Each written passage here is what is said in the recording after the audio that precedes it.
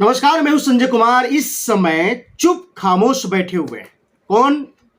तो आपको जानकर के हैरानी होगी कि आंगनबाड़ी सेविका, सहायिका, आशा, जीविका, ये सब के सब खामोश बैठे हुए हैं। पता नहीं राजनीतिक के क्षेत्र में जब माहौल गर्माता है तो ये लोग चुप कैसे बैठ जाते हैं। अब लगातार तो हम पूरे बिहार की दौरे की बात तो आपको बताएंगे नहीं, लेकिन सीतामढ़ी की फिलहाल बात करने की कोशिश करेंगे। लेकिन सीतामढ़ी के साथ साथ मुझे लगता है कि मुझे बिहार की भी बातें करनी चाहिए, या तमाम ऐसे राज्य की बात करनी चाहिए। जब पूरे भारत की आंगनबाड़ी सेविका, सहायिका, आशा, जीविका की जब मैं मामला को उठाता हूं तो मुझे लगता है कि पूरे भारत की मामला ही उठाना चाहिए। लेकिन फिलहाल मैं सीतामढ़ी की बात करना चाहूंगा और बिहार की बात करना चाहूंगा। चूंकि सीतामढ़ी का इसलिए बात करना चाहूंगा कि सीतामढ़ी में भी जो है अहम रोल पर धरना प्रदर्शन हुई थी, आंगनबाड़ी सेविका और सहायिका ने की थी। लेकिन आज वही बिहार में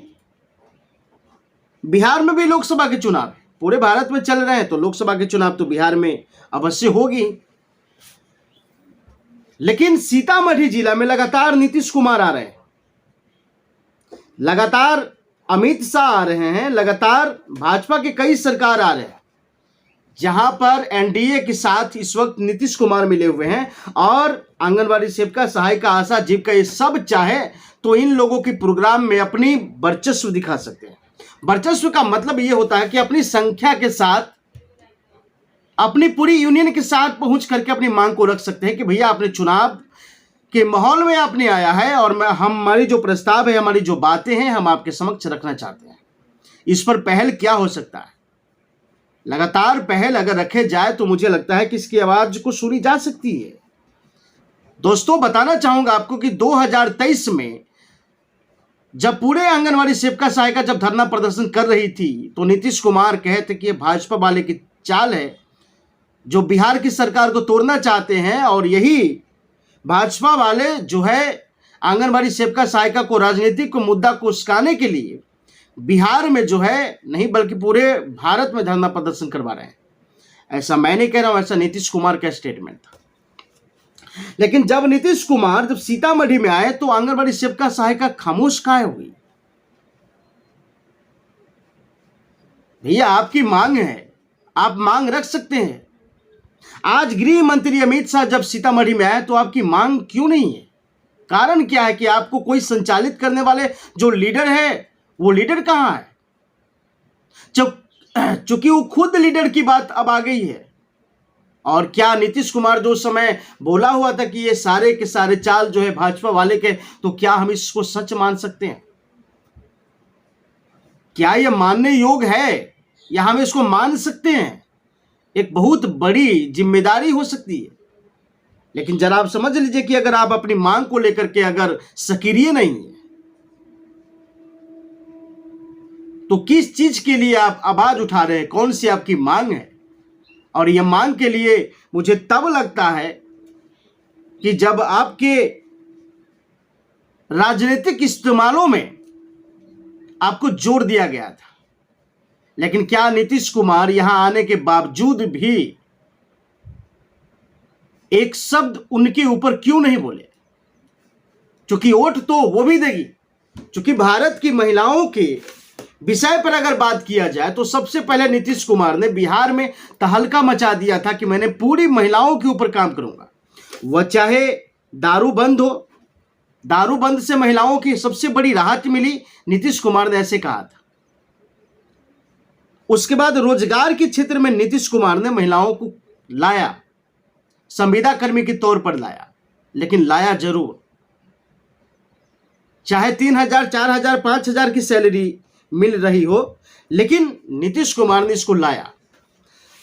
लेकिन जब नीतीश कुमार को यह बहुत बड़ा गुमान था, एक प्रकार की घमंड, अहंकार कह सकते हैं आप कि नीतीश कुमार को यह बहुत बड़ा अहंकार और घमंड है और रहेगा भी, जब तक ये संविदा कर्मी, आंगनबाड़ी सेविका, सहायिका जोर नहीं देते हैं नीतीश कुमार के ऊपर या भारत गवर्नमेंट के ऊपर।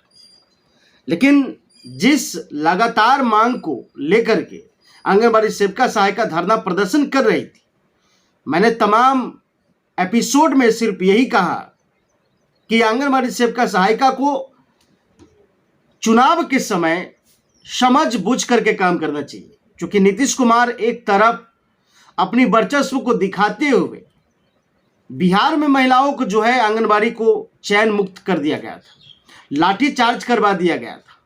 वो दिन शायद आंगनबाड़ी सेविका भूल सकती है, सहायिका भूल सकती है, लेकिन पटना की सड़कों पर वो इतिहास नहीं भुलाया जा सकता है, क्योंकि वह एक बहुत बड़ी इतिहास लिखा गया था कि नीतीश कुमार के राज्य में महिला को रोजगार मांगने पर पुलिस की पिटाई का सामना करना पड़ रहा है।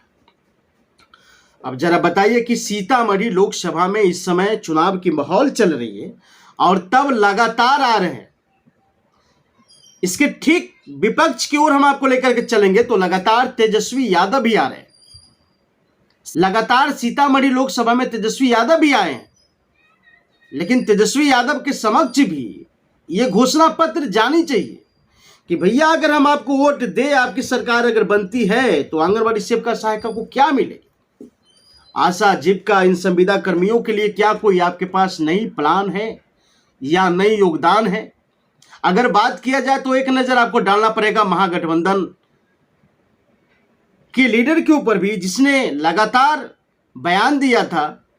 उस बयान के ऊपर महिलाओं के प्रति जो प्रतिक्रिया था वो राहुल गांधी ने कहा कि मैं इन आंगनबाड़ी सेविका सहायिका आशा जीविका और तमाम भारत की महिलाओं की जो गरीबी से उठा है, मैं उसके अकाउंट में 8,000 रुपये के आसपास हर महीने पेमेंट डालूंगा, यानी साल में 1 लाख रुपया मैं देने की कोशिश करूंगा।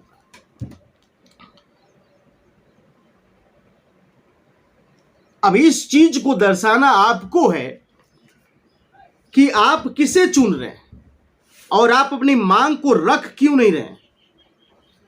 आंगनबाड़ी सेविका सहायिका आशा जीविका इन सबके ऊपर एक सवाल मैं लगा रहा हूं, सवाल डाल रहा हूं कि इन मामला में अगर आप आगे नहीं अगर आ रहे हैं तो फिर क्या था वो 2023 में जो पूरे भारत में जो है सेविका सहायिका की धरना प्रदर्शन हुई, जिसमें तमाम पॉलिटिशियन पार्टी ने सदन हो या चाहे पार्लियामेंट हो, सब में आवाज उठाया कि इन संविदा कर्मी की मामला जो मांग है वो अवश्य पूरा होना चाहिए। फिर आज सेविका सहायिका खामोश क्यों है? आज भी उन्हें मांगना चाहिए, आज भी जो है उन्हें अपने सवाल को इन सरकार के पास रखना चाहिए, क्योंकि जब लगातार सीतामढ़ी क्षेत्र में अमित शाह आ रहे हैं। अगर बिहार की बात करें तो आदरणीय नरेंद्र मोदी जी लगातार बिहार के दौरे पर है, जो कि बिहार के दौरे पर इतना कभी नहीं होते थे। भाजपा सरकार की एक एक नेता बिहार में जो है जोर लगा दिया है कि किसी भी परिस्थिति में भाजपा की सरकार या किसी भी परिस्थिति में जो जितनी सीट पर चुनाव लड़ रही हैं वो सब के सब सीट जो है निकाल ले। लेकिन आंगनबाड़ी सेविका और सहायिका आशा जीविका संविदा कर्मियों के ऊपर एक वर्ड भी जो है ना तो अमित शाह बोल रहे हैं, ना तो नीतीश कुमार बोल रहे हैं और न ही मोदी सरकार बोल रहे हैं। आखिर बोलेगा कौन, मांग करेगा कौन, ये आने वाले समय तय करेगा। लेकिन फिलहाल हम आपको लेकर के चलेंगे बिहार की तरफ।